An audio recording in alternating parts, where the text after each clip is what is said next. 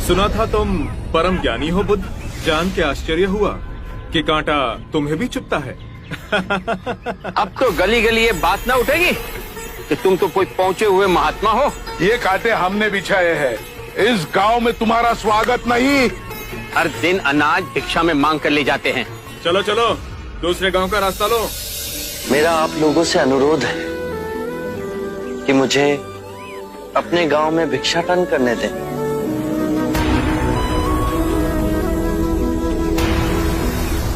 ठीक है, भिक्षा चाहिए तो दे अपने रक्त की आहुति।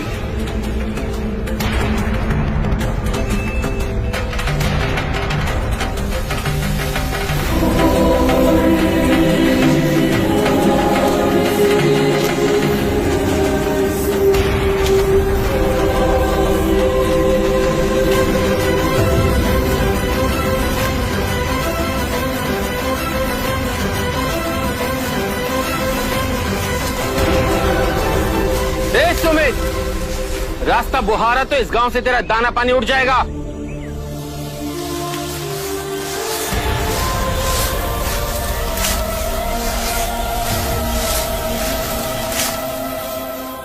आप गांव में प्रवेश कीजिए। इन मुट्ठी भर लोगों से कई अधिक लोग आपको भिक्षा देने के लिए आतुर हैं।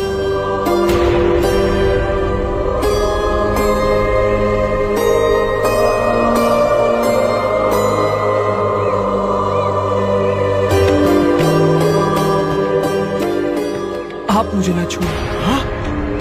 नहीं तो मेरी छाया भी पड़ी, आप दूषित हो जाएंगे। क्यों दूषित हो जाऊंगा मैं? तुम भी हम सभी की तरह मनुष्य ही हो, और एक मनुष्य का स्पर्श दूसरे मनुष्य को कैसे दूषित कर सकता है? केवल लालच, घृणा, मोह, तृष्णा हम ही मनुष्य को दूषित करते हैं। और तुम जैसा मनुष्य जिसमें इतना प्यार भरा हो, वो केवल दूसरों को सुख ही दे सकता है, दुख नहीं। कैसे महात्मा हो तुम? तुम्हें तो जाति वर्ण का ज्ञान भी नहीं है। चोला पहने कोई सन्यासी नहीं होता। अरे पाखंडी हो तुम, पाखंडी।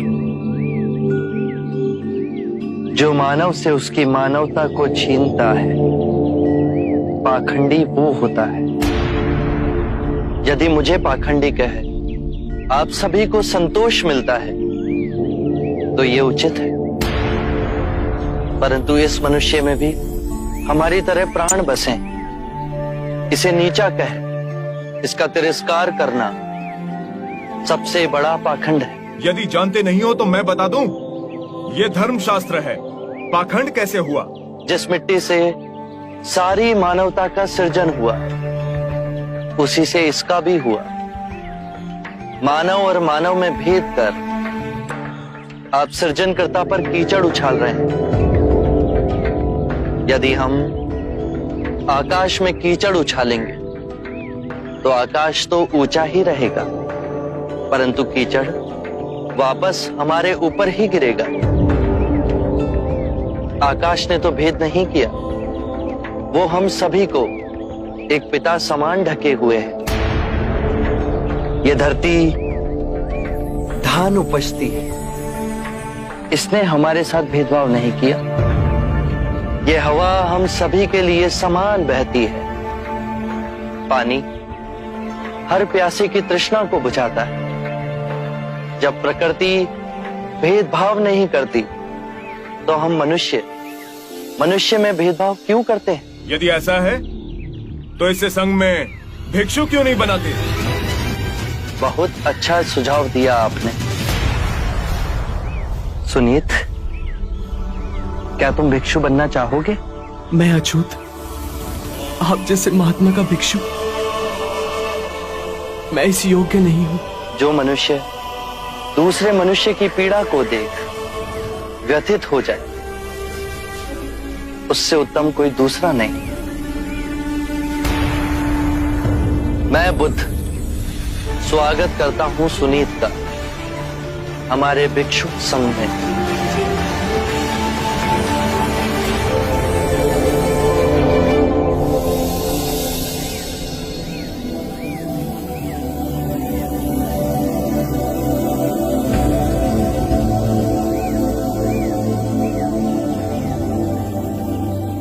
सारा जीवन किसी ने दया के दो शब्द ना कहे मुझसे, और आज इतनी करुणा बरसी है। पहली बार ऐसा लग रहा है कि मैं भी मनुष्य हूं,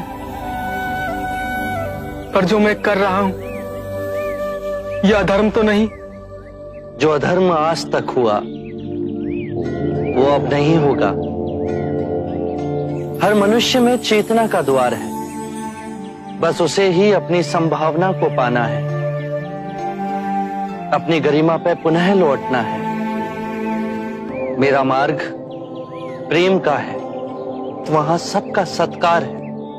गंगा, यमुना, ऐरावती, सरयू, माही, ये सब नदियां हैं, और ये सब अंत में वह सागर में मिल जाती हैं।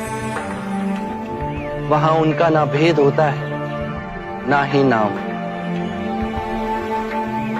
उसी प्रकार जिस भी मनुष्य ने अपना गृह त्याग कर सत्य के पथ पर चलने का निश्चय किया, चाहे वो ब्राह्मण हो या क्षत्रिय, वैश्य या शूद्र ही क्यों ना हो, उसी महासागर में विलीन हो जाते हैं।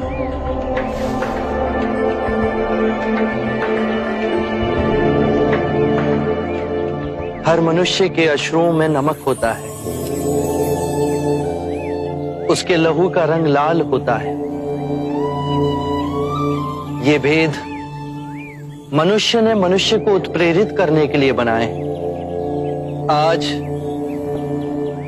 मैं इन भेदों को काटता हूं। आज सुनीत को दीक्षा देना क्रांतिकारी होगा। हम पर बहुत से संकट आएंगे, हमें और तिरस्कृत किया जाएगा, पर सत्य आने वाली आंधी के सामने अडिग रहेगा।